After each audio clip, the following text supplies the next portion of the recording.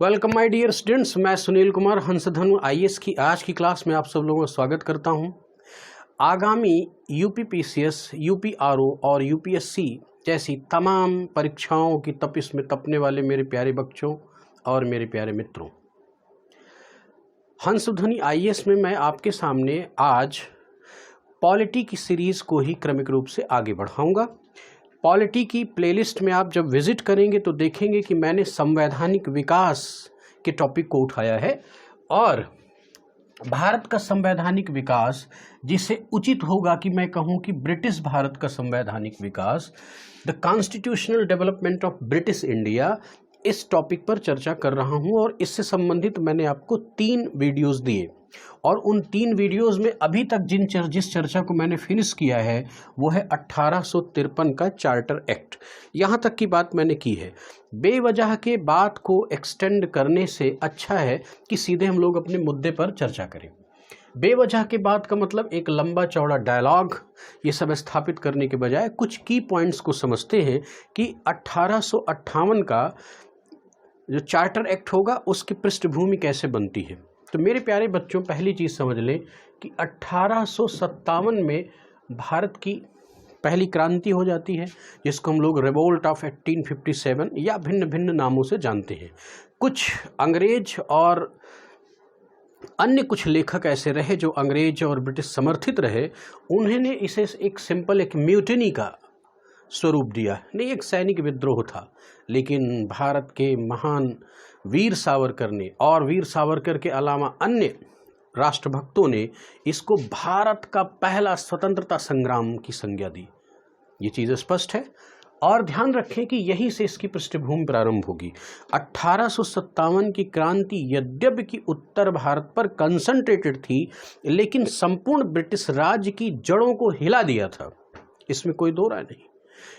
और इसकी हनक ब्रिटेन तक पहुंची तो वहां पर 1 साल के मंथन के बाद 1858 का एक चार्टर एक्ट लाया गया, चार्टर अधिनियम लाया गया और उस अधिनियम के विभिन्न प्रावधान रहे।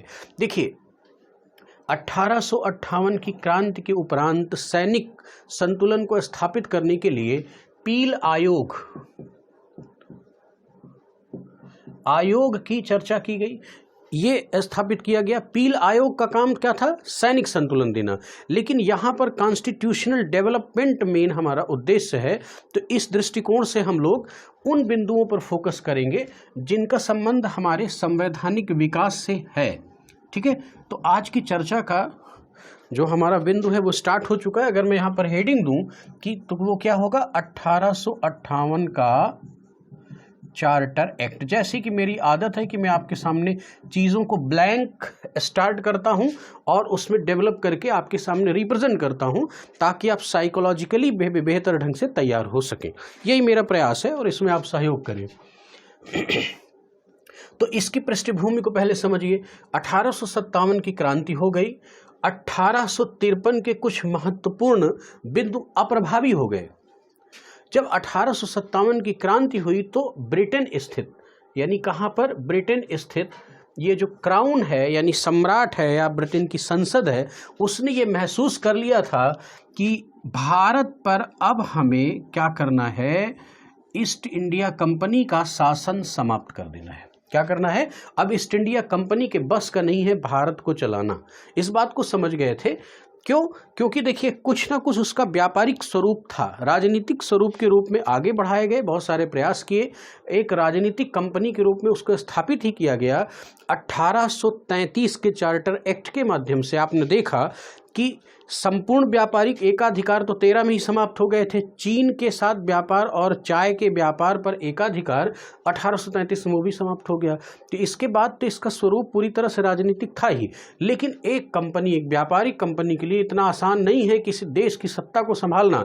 और अंग्रेजों ने यह महसूस कर लिया था कि ये जो हमारा इंडिया है ना, ये भारत है, ये सचमुच सोने की चिड़िया है।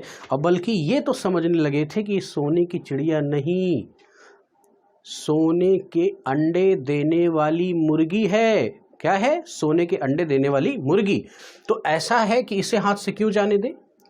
तो इस दृष्टिकोण से सबसे पहला काम किया कि भारत से ईस्ट इंडिया कंपनी का शासन समाप्त कर दिया गया और भारत का शासन किसके हाथ में आ गया? सीधे क्राउन के हाथ में आ गया, मतलब सम्राट के हाथ में। भारत का सम्राट या साम्राज्ञी जो भी हो, राजा या रानी, सीधे उसने संभाल लिया। ब्रिटिश ईस्ट इंडिया का शासन भारत से समाप्त कर दिया जाता है। तो पहला पॉइंट यही है कि ब्रिटिश ईस्ट इंडिया कंपनी का शासन भारत से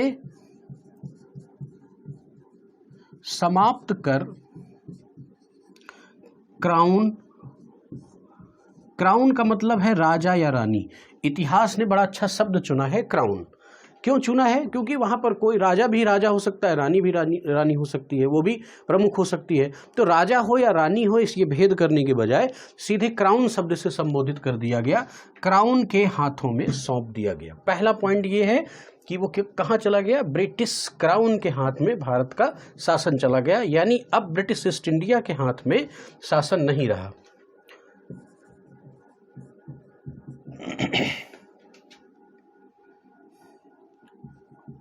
हाथ में सौंप दिया गया। ये मैं क्यों लिखता हूं? मैंने आपको बताया है कि आप एक अच्छी सी नोट्स बना सकें और अच्छे से समझ डेवलप कर सकें। खास तौर पर जो बच्चे बिगिनर्स हैं उनके लिए ये मेरी एक्सपेक्टेशन है। दूसरी महत्वपूर्ण बात समझ लें कि जब ये क्राउन के हाथ में चला गया तो भारत पर राज्य करने वाला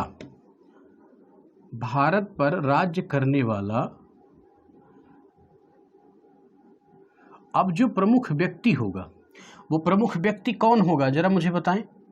वो व्यक्ति ब्रिटेन का संसद, यानी ब्रिटेन का जो क्राउन है, यानी राजा या रानी, यहाँ की संसद, इसका प्रमुख प्रतिनिधि होगा कि ईस्ट इंडिया कंपनी का प्रतिनिधि होगा। जब ईस्ट इंडिया कंपनी के शासन को भारत से समाप्त कर दिया गया तो अब जो भारत में शासन संचालन का प्रमुख होगा वो किससे सीधे संबद्ध होगा? नेचुरली है कि वो किससे संबद्ध होगा?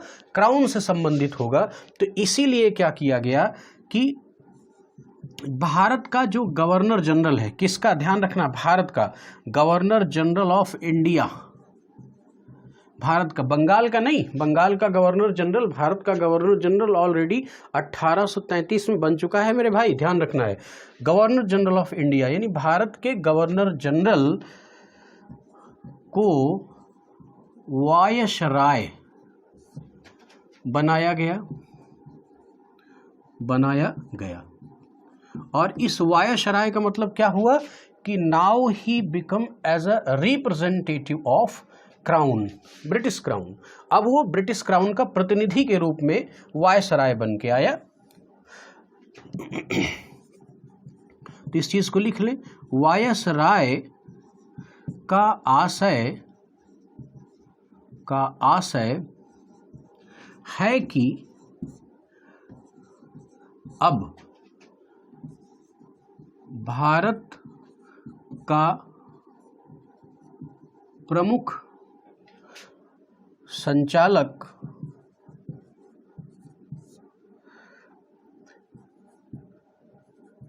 कंपनी का नहीं वरन ब्रिटिश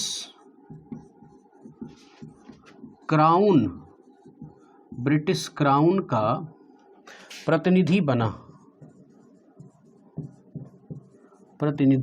है। ठीक है, अब ध्यान से समझना है एक लॉजिकल बात। क्या गवर्नर जनरल नाम समाप्त हो गया? क्या गवर्नर जनरल का प्रयोग बंद हो गया? नहीं, इस बात को समझना है, ध्यान से समझना है।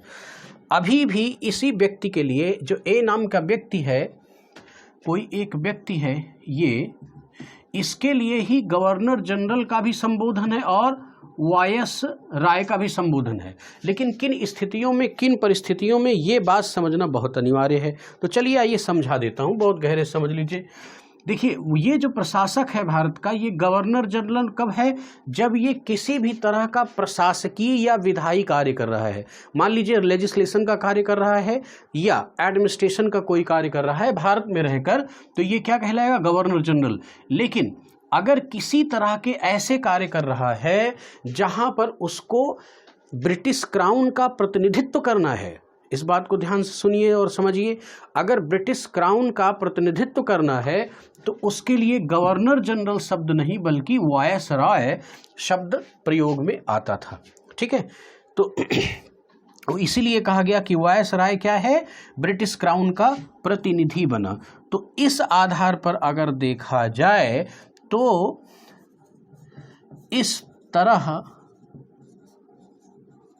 प्रथम वायसराय, भारत का प्रथम वायसराय कौन बनेगा, जिसके समय 1857 का विद्रोह हुआ, और वो कौन है, लॉर्ड कैनिंग। Lord Canning. मेरे प्यारे बच्चों, मेरे गुरुजी इन ब्रिटिशर्स गवर्नर जनरल्स के साथ लॉर्ड लगाने के लिए बहुत ही नाराज हुआ करते थे कि बंद करो लॉर्ड लगाना, काहे के लॉर्ड। लेकिन ठीक है, इतना पूर्वाग्रह ठीक नहीं, कर देते। इन्होंने शासन वगैरह किया है, इतिहास इनको लॉर्ड कहता है, हम भी कह देते हैं, क्या फ़र्क पड़ता है भाई, क्या फ़र्क पड़ता है, लॉर्ड कह देने, चलो ठीक है। लेकिन गुरुजी का सम्मान भी हमें करना चाहिए। ये ज़रूरी नहीं कि हम लॉर्ड कहें, आप काट पीट दीजिए, कैनिंग, वायसराय कैनिंग कह दीजिए, लॉर्ड कैनिंग, कोई फर्क नहीं पड़ता। ठीक है, तो प्रथम भारत का इस तरह से प्रथम वायसराय कौन बना, लॉर्ड कैनिंग। जो छोटे एग्जाम के अभ्यर्थी हैं वो ध्यान रखें कि यहाँ से प्रश्न उठा सकता है कि निम्न में से कौन सा चार्टर एक्ट है जिसके तहत भारत का प्रथम गवर्नर जनरल, भारत का प्रथम वायसराय बनता है या नियुक्त होता है। तो वो कौन सा है, 1858 का चार्टर एक्ट। ये चीज़ भूलना नहीं है। और इसके तहत पहला कौन बना, लॉर्ड कैनिंग। ये बात बिल्कुल स्पष्ट हो गई होगी, इसमें किसी भी तरह का कोई शक शुबहा नहीं होना चाहिए। ठीक है, अब आप देखो एक मज़ेदार चीज़, 1857 की जब क्रांति हुई तो महसूस किया गया कि यार ये जो ब्रिटिश ईस्ट इंडिया कंपनी के संचालन के लिए board of directors and board of control बना था, ये सब बिल्कुल फालतू की बात है। अरे कंपनी का शासन ही समाप्त कर दिया गया, तो कंपनी का शासन कहाँ समाप्त किया गया, यहाँ। तो ब्रिटिश ईस्ट इंडिया कंपनी के संचालन के लिए ब्रिटेन में जो संस्थाएं बनी थी, BOC और BOD, इनको भी समाप्त कर दिया गया। तो इसलिए आप अगला इंपॉर्टेंट पॉइंट यहाँ पर नोट कीजिए कि मैं शॉर्ट में लिख देता हूं, आप अपनी कॉपी में इस चीज़ को अच्छे से डेवलप कर लीजिएगा कि इस अधिनियम के तहत, देखिए ध्यान रखने, हम चर्चा किसकी कर रहे हैं, 1858 के चार्टर एक्ट की BOC यानी बोर्ड ऑफ कंट्रोल। बच्चों ध्यान रखना, कई जगह पर आपको COC भी मिल जाएगा, कोर्ट ऑफ कंट्रोल भी मिल जाएगा। ठीक है, तो घबराना नहीं, बात एक ही चीज़ है। सही तरीका क्या है, देखो मैं आपको स्पष्ट कर देता हूँ, यहाँ पर बहुत सारे भेद मिलेंगे, लेकिन एक शब्द है, देखो, निदेशक मंडल। तो निदेशक मंडल के लिए उचित शब्दावली क्या होगी, आप सोचो पहले कि मैं अगर बोर्ड ऑफ डायरेक्टर कह दूं तो क्या बुराई है भाई, बोर्ड ऑफ डायरेक्टर कह दिया तो निदेशक मंडल स्पष्ट हो गया। उसी तरह से अगर मैं BOC कह दूं तो यहां पर मैं कह सकता हूं ना कि नियंत्रक मंडल, नियंत्रक मंडल। तो नियंत्रक मंडल का जो सही अर्थ है वो बोर्ड ऑफ कंट्रोल से ही प्रकट होता है, तो इससे आपको कंफ्यूज नहीं होना, इसलिए मैंने चीजें यहां पर स्पष्ट कर दी। ठीक है, तो BOC और BOD यानी बोर्ड ऑफ डायरेक्टर्स को समाप्त कर दिया गया। ओबियसली कर दिया जाएगा, क्योंकि अब ये जब भारत से ब्रिटिश ईस्ट इंडिया कंपनी के शासन को ही समाप्त कर दिया गया है तो वहाँ पर इतनी खिचड़ी पकाने की क्या ज़रूरत है। आप सोचो कि बोर्ड ऑफ कंट्रोल BOC की स्थापना पिट्स इंडिया एक्ट के तहत भारत के शासन को सुचारू रूप से चलाने, अर्थात कंपनी पर ब्रिटिश संसदीय नियंत्रण स्थापित करने और कंपनी के अंदर व्याप्त भ्रष्टाचार को कम करने के लिए ही तो बोर्ड ऑफ कंट्रोल का गठन किया गया था। तो जब कंपनी का यहाँ पर शासन ही समाप्त कर दिया गया तो बोर्ड ऑफ कंट्रोल या बोर्ड ऑफ डायरेक्टर्स की क्या रेलेवेंस है, क्या औचित्य है, तो उसको समाप्त कर देना स्वाभाविक है। तो इस अधिनियम के तहत ये भी महत्वपूर्ण है। अब अगर ये सब समाप्त हो गया है तो ब्रिटेन में स्थित जो राजा, महारानी या महाराजा कोई भी है, क्राउन है, वो सीधे संचालित कर रहा है। अब ये ब्रिटेन के क्राउन का उपनिवेश है हमारा देश, क्या है, it is a colony of British crown. तो इस उपनिवेश को इतना आसानी से कैसे चलाया जाए, कोई ना कोई एक इंटरमीडिएट इंस्टीट्यूशन रखना पड़ेगा, तो वही इंटरमीडिएट इंस्टीट्यूशन के रूप में निकल के कौन आता है? भारत का राज्य सचिव। ध्यान से सुनो मुझे कि इसी अधिनियम के तहत एक पद का सृजन किया गया, भारत राज्य सचिव नामक पद का, secretary of state for India, इस पद का सृजन किया गया और इसमें 15 सदस्यों की नियुक्ति की गई। तो इस दृष्टिकोण से हम देखें तो बहुत आसानी से लिख सकते हैं कि इसी अधिनियम के तहत क्या किया गया? 15 सदस्यीय क्या किया गया? भारत सचिव, भारत राज्य सचिव ऐसा कह सकते हैं, इंडिया स्टेट सेक्रेटरी के पद का सृजन किया गया। तो यहां पर यह बात क्लियर हो गई होगी। यह भी बड़ा इंपॉर्टेंट फैक्ट है 1858 के संदर्भ में। ठीक है, तो अब देखो ये बात पूछ सकता है कि पहला भारत सचिव कौन था। तो एक बात बताऊं, आप में से बहुत सारे बच्चे इलाहाबाद में रह के तैयारी कर रहे होंगे वर्तमान में, जिसका नाम प्रयागराज है, और प्रयागराज की धरती में संगम की डुबकियां खूब लगाई होंगी। प्रयागराज की धरती में आपने एक रोड का नाम सुना होगा जिसका नाम है स्टैनली रोड। स्टैनली रोड का नाम सुना होगा। तो स्टैनली रोड किसके नाम पर है याद रखें। तो जो पहला भारत राज्य सचिव था वो कौन था? लॉर्ड स्टैनली ही था। तो लिख लीजिए लॉर्ड स्टैनली। प्रथम क्या था? प्रथम भारत राज्य सचिव था। तो एक डेटा मिल गया, बहुत इंपॉर्टेंट फैक्ट है, इस चीज को आप नोट कर ले। ये 1858 के वनडे एग्जाम के पॉइंट ऑफ व्यू से बहुत इंपॉर्टेंट है। ठीक है, तो अब देखिए भारत सचिव का जो पद सृजित हुआ, तो ये भारत सचिव किसके प्रति जवाबदेह है, इस चीज को भी समझिए। ये ब्रिटेन के प्रति जवाबदेह है। और एक बात समझ लें कि भारत सचिव की कोई अनुशंसा है तो क्या ये वायसराय पर बाध्यकारी है? नहीं, ध्यान रखना, इसी बात को समझ लें। वायसराय पर यह इसकी अनुशंसा सलाहकारी है, बाध्यकारी नहीं है। तो इस बात को, इस चीज को लिख लीजिए कि भारत सचिव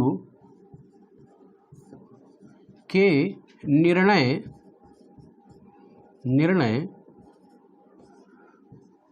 वायसराय पर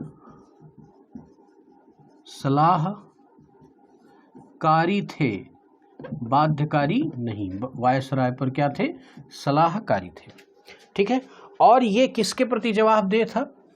ब्रिटेन के प्रति, ब्रिटेन की संसद के प्रति। और एक महत्वपूर्ण चीज और आपको मैं बता दूं कि भारत का सचिव अनिवार्यतः ब्रिटिश मंत्रिमंडल का ही कोई एक सदस्य होता था, अर्थात ब्रिटेन की संसद के कैबिनेट का एक सदस्य होता था। यह अर्थात कौन? भारत का राज्य सचिव ब्रिटिश मंत्रिमंडल का सदस्य होता था। ब्रिटिश मंत्रिमंडल का सदस्य होता था। अब देखिए, इतनी बातें अगर आपने बेहतर ढंग से समझ लिया 1858 के संदर्भ में, तो आपका ये 1858 का जो चार्टर एक्ट है वो लगभग कंप्लीट हो गया। अब 1858 के बाद जो महत्वपूर्ण चार्टर आएगा वो क्या आएगा? 1861 आएगा। वो अब ध्यान रखना है, एक बात को समझिए, चार्टर एक्ट शब्द लग रहा है, इसके बाद क्या आएगा? भारत परिषद अधिनियम। ये शब्द बार बार आएगा, भारत परिषद अधिनियम। तो थोड़ा सा लॉजिकली समझ ले। दरअसल जब ब्रिटेन की संसद द्वारा या बोर्ड ऑफ कंट्रोल द्वारा, बोर्ड ऑफ डायरेक्टर्स द्वारा मिल करके ईस्ट इंडिया कंपनी के प्रशासन के लिए जब कानून बनाए जाते थे, क्योंकि यहाँ पर तब राज्य क्या था? 1858 के पहले ब्रिटिश ईस्ट इंडिया कंपनी का राज्य था। तो उस संदर्भ में जो जारी कानून और अधिनियम होते थे उनको हम लोग चार्टर एक्ट की संज्ञा देते थे। लेकिन जब भारत पूरी तरह से ब्रिटेन की कॉलोनी या ब्रिटेन का सीधा उपनिवेश बन गया, ब्रिटेन का सीधा शासन वहाँ पर हो गया, तो इसके बाद 1858 के बाद जितने भी अधिनियम आएंगे उनको भारत परिषद अधिनियम, ठीक है। और आप देखिए 1919 में पहली बार उत्तरदायी शासन शब्द आता है। उत्तरदायी यानी रिस्पॉन्सिबल गवर्नमेंट की स्थापना की बात की जाती है। और उसी के बाद आप देखेंगे कि भारत सरकार अधिनियम शब्द आएगा 1935 में, क्योंकि इसी दरमियान 1935 के प्रावधानों के तहत ही अखिल भारतीय माने एक अखिल ऑल इंडिया बनाया गया, यानी ब्रिटिश इंडिया का एकीकरण किया गया। तो इस संदर्भ में भारत सरकार शब्द वहां पर लग के आएगा। लेकिन यहां पर आगे हम देखेंगे भारत परिषद अधिनियम की हम बात करेंगे। तो देखिए भारत परिषद अधिनियम में कौन सा, तो पहला क्या बन जाएगा 1861। यहीं पर डेवलप करना है कि क्रांति के बाद क्या आया 1858 आया, और 1858 के बाद क्या आएगा 1861 आ जाएगा। तो देखिए 1861 का भारत परिषद अधिनियम। चलिए इसके महत्वपूर्ण प्रावधानों की चर्चा कर लेते हैं। बेसिकली एक चीज़ तो आपके दिमाग में स्ट्रक्चराइज हो ही गई होगी कि हर बार कुछ ना कुछ पहले वाले चार्टर की कुछ कमियां रहती हैं जिनको सुधारने के लिए कुछ आगे काम किया जाता है। ध्यान से देखिए, मैंने आपको अभी बताया था इससे पहले कि स्थिति क्या थी कि गवर्नर जनरल, ये जो गवर्नर जनरल है इसकी एक कार्यकारिणी है, और इसके विधायन के लिए क्या किया गया था, 6 सभासदों के साथ क्या किया गया था, एक लेजिस्लेटिव काउंसिल बना दिया गया। तो ये क्या करती थी, ये कानून बनाती थी, और ये अपने एग्जीक्यूटिव काउंसिल के साथ यानी कार्यकारिणी परिषद के साथ गवर्नर जनरल भारत का संपूर्ण शासन चलाता था, ठीक है। और इनके साथ मिलकर के क्या करता था, विधायन का काम करता था, ये कानून वगैरह बनाते थे। तो 1861 की सबसे मज़ेदार बात ये है कि इसमें क्या किया गया कि कार्यकारिणी और विधायिका के कुछ सदस्यों को चुन करके कुछ डिपार्टमेंट दिए गए। किस लिए, एक बात को समझें। वर्तमान स्थिति क्या है, वर्तमान स्थिति ये है कि भारत में एक होता है मंत्री। मंत्री क्या करता है भाई, ये किसी मंत्रालय का प्रमुख होता है। और ये मंत्रालय क्या है, ये मंत्रालय भारत के शासन से संबंधित एक विषय का विभाग होता है। कोई भी एक विषय, जैसे मान लीजिए वित्त मंत्रालय, वित्त से संबंधित, शिक्षा मंत्रालय, शिक्षा से संबंधित, विदेश मंत्रालय, विदेश से संबंधित, कृषि मंत्रालय, कृषि से संबंधित। तो इस तरह से विभिन्न विषयों से संबंधित मंत्रालयों के एक प्रमुख होते हैं कि नहीं, और इन्हीं से मिलकर कैबिनेट बनती है। इसको पॉलिटी के अग्रिम लेक्चर्स में मैं आपके सामने स्ट्रक्चराइज करूंगा, यहाँ पर समझ लें। तो दरअसल कॉन्सेप्चुअली ऐसा ही कुछ उस समय भी किया गया कि गवर्नर जनरल के कुछ सदस्यों को चुन लिया जाए और उनको अलग अलग विभाग दे दिए जाएं, किसी को ये विभाग, किसी को ये विभाग, किसी को ये विभाग। तो एक बात समझो बच्चों, तो कहीं ना कहीं एक तरह से देखा जाए कि 1861 के प्रावधान भारत में मंत्रिमंडलीय या विभागीय व्यवस्था का प्रारंभ कर रहे हैं कि नहीं, और यही से आपका प्रश्न उठ के सामने आएगा। तो यहाँ से क्या किया गया है, मंत्रिमंडलीय व्यवस्था या विभागीय व्यवस्था का प्रारंभ होता है। तो इसी चीज़ को मैं थोड़ा सा नोट डाउन कर देता हूँ, आप नोट कर लें, शॉर्ट में कर दूंगा, लॉन्ग नहीं करूँगा।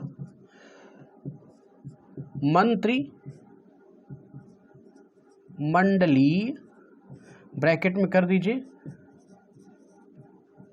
विभागीय व्यवस्था का प्रारंभ। पहली एक बात निकल के आ गई। अब एक बात मुझे ध्यान से सुनो, एक शब्द है बच्चों अध्यादेश। वो अध्यादेश क्या है, वर्तमान के संबंध में भी अध्यादेश जारी किए जाते हैं। देखिए होता क्या है, जैसे मान लीजिए ये है आपकी संसद, क्या है, संसद। इस संसद के 2 सदन हैं, एक राज्यसभा है और एक क्या है, लोकसभा है। एक लोकसभा है। तो कोई भी विधेयक यानी बिल, कानून कब बनेगा? जब सामान्यतः कुछ विधेयक हैं जो स्पेशलाइज्ड हैं, लेकिन उनकी चर्चा नहीं, नॉर्मली वो लोकसभा और राज्यसभा से पारित होने के बाद कहाँ चले जाते हैं? राष्ट्रपति के पास चले जाते हैं, और राष्ट्रपति के सिग्नेचर के बाद वो चीज़ अधिनियम बन जाती है। लेकिन एक बात समझे, कोई भी बिल किसी भी सदन में प्रस्तुत करने की जो पहली रिक्वायरमेंट है कि सदन सत्र में होना चाहिए, मतलब उस सदन का सत्र में होना जरूरी है। तो मान लीजिए राज्यसभा सदन में नहीं है, या लोकसभा सदन में नहीं है, या दोनों नहीं है, और अचानक देश के शासन में कानून बनाने की जरूरत पड़ गई, कोई कानून बनाने की अचानक ज़रूरत पड़ गई, तो अब इस प्रक्रिया से तो कानून बनना संभव है नहीं। तो ऐसी स्थिति में सरकार के लिए क्या किया गया है? एक ऑप्शन दिया गया है कि वर्तमान में राष्ट्रपति अध्यादेश जारी कर सकता है, जिसको हम ऑर्डिनेंस कहते हैं। ऑर्डिनेंस जारी करने की व्यवस्था 1861 में गवर्नर जनरल को मिलती है। बात समझ गए? तो वहां पर सदनीय कार्यवाही तो इतनी लंबी थी नहीं, सदनीय कार्यवाही, लेकिन फिर भी देखिए विधायी कार्यों के लिए एक छोटी सी विधायिका, जिसमें 6 से 12 सदस्य होने के प्रावधान किए गए थे, छोटी सी विधायिका बनने लगी थी, गठित हो चुकी थी। तो वो विधायिका का काम क्या था? विधान बनाना। अब मान लीजिए उसके बनाए गए विधान से गवर्नर जनरल अनसेटिस्फाइड है और नहीं चाहता है कि, या चाहता ही नहीं कि नहीं वो भी स्टार्ट करे, और वो तुरंत इम्पोज करना चाहता है, क्योंकि विधायिका 6 से 12 सदस्य थे, तो आपस में डिस्कशन करेंगे, थोड़ा सा टाइम लगेगा, कुछ व्यवस्था होगी, लेकिन तत्काल में अगर ज़रूरत है तो इसी अधिनियम के तहत गवर्नर जनरल को अध्यादेश जारी करने की सुविधा दी गई, की व्यवस्था की गई। तो इसी चीज़ को आप नोट कर लें, बड़ा इंपॉर्टेंट फैक्ट है, इससे खूब बार पूछा गया है और आगे भी पूछे जाने की पूरी संभावना है। तो इसी चीज़ को लिख लें, अध्यादेश। कौन? गवर्नर जनरल को अध्यादेश जारी। अब आगे का सेंटेंस बना लीजिए अपने ढंग से, नहीं तो फिर लंबा हो जाता है और दिक्कत हो जाती। पॉइंट मैंने लिख दिया, अपने ढंग से सेंटेंस बनाइए पूरा कि कैसे कैसे होगा।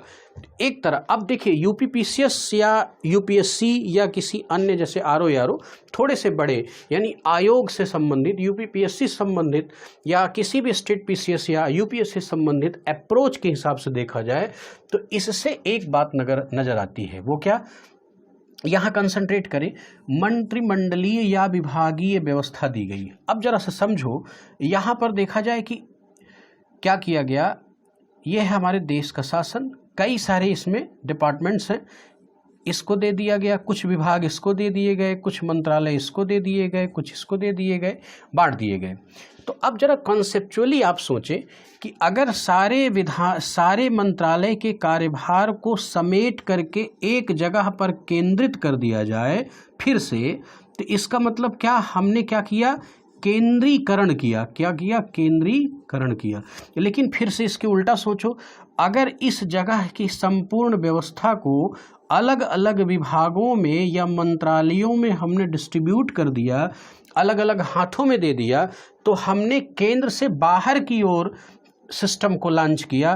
तो इसका मतलब हमने क्या किया? डिसेंट्रलाइज किया, विकेंद्रीकरण किया। तो ध्यान रखना है, ब्रिटिश भारत में, ब्रिटिश गवर्नमेंट के समय सबसे पहली बार 1861 के इसी प्रावधान के तहत शासन में विकेंद्रीकरण की व्यवस्था की गई। यानी क्या किया गया? डिसेंट्रलाइजेशन किया गया, यानी शासन में विकेंद्रीकरण। अगला की पॉइंट क्या बन गया? शासन का सत्ता भी कर सकते हैं, देखिए शासन ऑब्लिक सत्ता का विकेंद्रीकरण।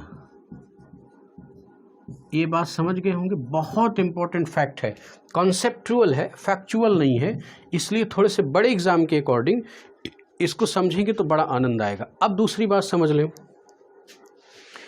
आपको पता होना चाहिए कि अभी गवर्नर जनरल की विधान परिषद में जो भी सदस्य अपॉइंट हो रहे हैं वो क्या भारतीय हैं? क्या जरा मुझे कोई बताए, क्या वो भारतीय हैं? नहीं है। वो क्या हैं? वो भारतीय नहीं है। तो यहाँ तक आते आते 1857 की क्रांति भले ही सैनिक स्वरूप से प्रारंभ हुई है, लेकिन कहीं न कहीं जो दार्शनिक राजनीतिक विचारक हैं उनके भी हृदय को आंदोलित किया है। इसलिए इन्होंने शासन में अपनी भागीदारी की बात कहीं न कहीं उठाना प्रारंभ कर दिया। तो इस तरह से अंग्रेज़ों ने इसी अधिनियम के तहत, भारत परिषद अधिनियम 1861 के तहत ये प्रावधान किया कि भाई कुछ हम क्या करेंगे, कुछ भारतीयों को गवर्नर जनरल की कार्यकारिणी में हम इंक्लूड करेंगे। ठीक है, तो इसी के तहत 3 भारतीयों को इंक्लूड किया गया। अब जरा समझना मेरी बात को, क्या इंक्लूड किए गए भारतीय स्वतंत्रता सेनानी थे? क्या राष्ट्रवादी विचारधारा से प्रेरित थे? नहीं। गवर्नर जनरल उस समय अपनी विधान परिषद में, और ध्यान रखना है कि विधान परिषद में, कार्यकारिणी में नहीं, क्योंकि विधान परिषद क्या कर रही है, लेजिस्लेशन कर रही है, कानून बना रही है। कानून यानी देश के शासन का एडमिनिस्ट्रेशन नहीं कर रही है, संचालन नहीं कर रही है, क्योंकि संचालन करने, जैसे प्रधानमंत्री हमारे यहाँ बहुत ज़्यादा सशक्त हैं, तो संचालन करने वाला सशक्त होता है। तो गवर्नर जनरल अपनी कार्यकारिणी के माध्यम से देश के शासन का संचालन कर रहा है, लेकिन विधायन का काम कौन कर रहा है, विधान परिषद। तो विधान परिषद में बोला गया कि थोड़े 2-4 इनको भरो तो थोड़ा सा राहत हो जाए, कॉन्सेप्चुअली लोगों को लगे कि नहीं, देश के शासन में देश के लोगों को इंक्लूड किया जा रहा है। तो इस तरह से क्या किया गया, पहली बार इसी के प्रावधान के तहत विधान परिषद में, किसमें, विधान परिषद में, विधान परिषद में भारतीयों की नियुक्ति, ध्यान रखना है यहां शब्द क्या है, नियुक्ति। चुनाव है क्या, चुनाव नहीं नहीं नहीं, कोई ना प्रत्यक्ष ना अप्रत्यक्ष, अभी कोई चुनाव नहीं, नियुक्ति की जाती थी। तो नियुक्ति की बात की गई।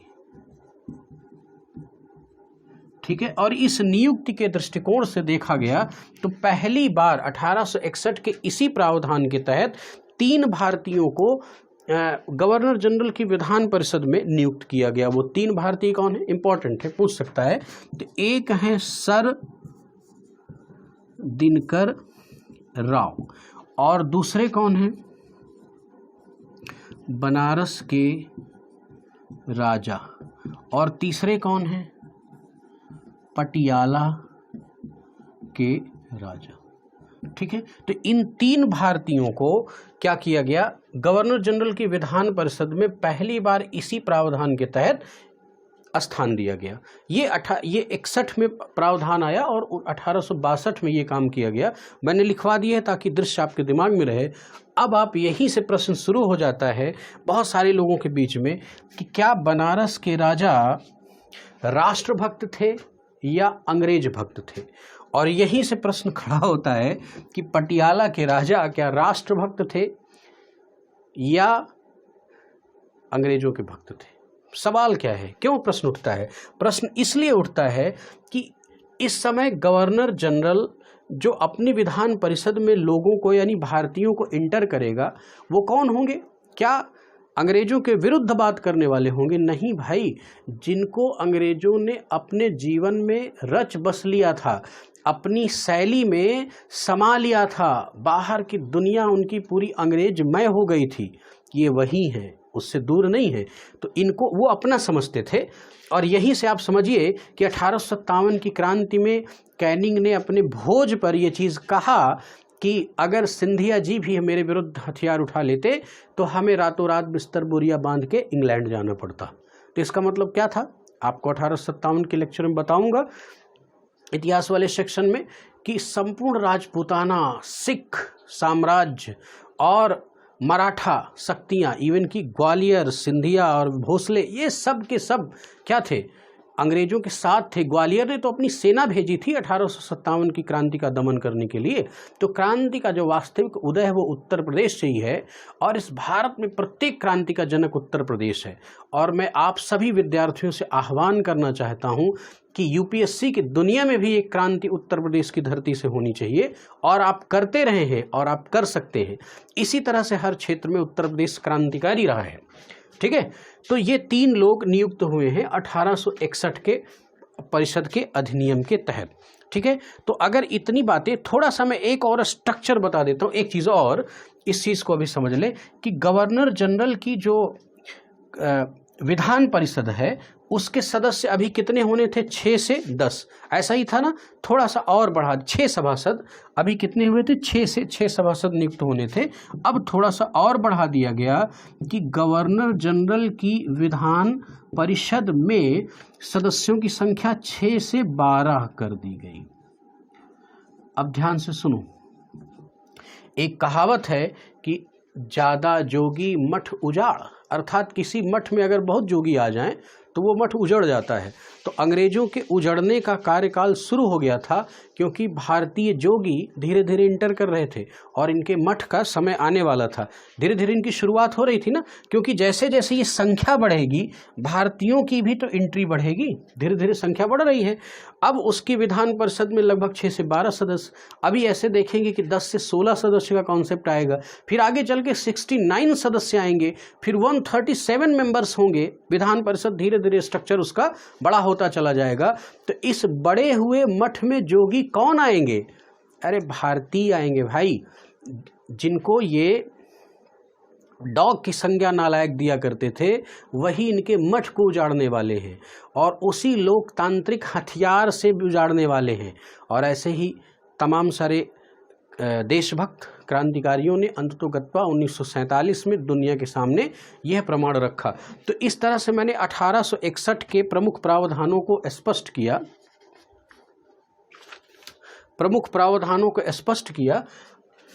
अब मैं वीडियो थोड़ा सा लंबा हो जाएगा, स्पेस भी कम हो जाएगा, इसलिए मैं क्या करता हूं कि 1861 पर भी आपको ड्रॉप आउट कर देता हूं। अब इसके बाद क्या होगा, अगला जो मैं पढ़ाऊंगा वो पढ़ाऊंगा 1892 का। 1861 के बाद क्या आया, 1892 का चार्टर एक्ट आया, यानी चार्टर ने भारत परिषद अधिनियम के नाम से जाना जाएगा, इंडिया काउंसिल एक्ट के नाम से जाना जाएगा।